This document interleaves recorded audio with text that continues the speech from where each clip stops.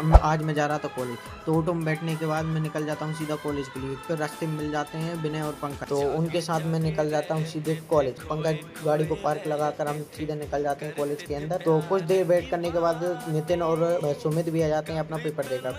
फिर हम निकल जाते हैं कैंटीन।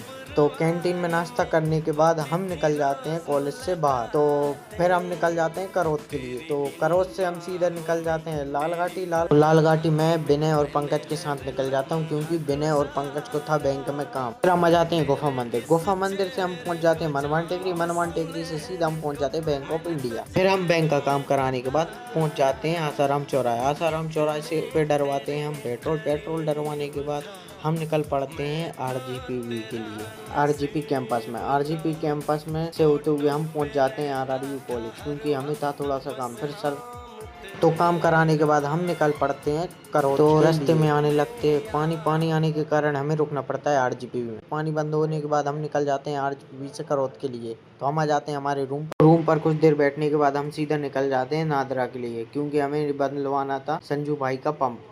तो गाड़ी में पेट्रोल डलवा कर हम आ जाते हैं नादरा पर। फिर हमने बदलवाया संजू भाई का पंप और फिर उसे बस में रखकर सीधा हम आने लगते हैं करौत के लिए। तो फिर हमें मिल जाता है रास्ते में दोबारा से पानी।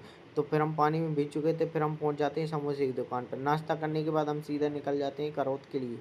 तो करौत पर आने के बाद विनय और पंकज चले जाते हैं अपने घर के लिए, निकल जाते हैं। फिर संजू की गाड़ी को लगाए सर्विस के लिए। सर्विस कराने के बाद संजू भी चला जाता है अपने घर। फिर हम दोनों भी नितिन और मैं आ जाते हैं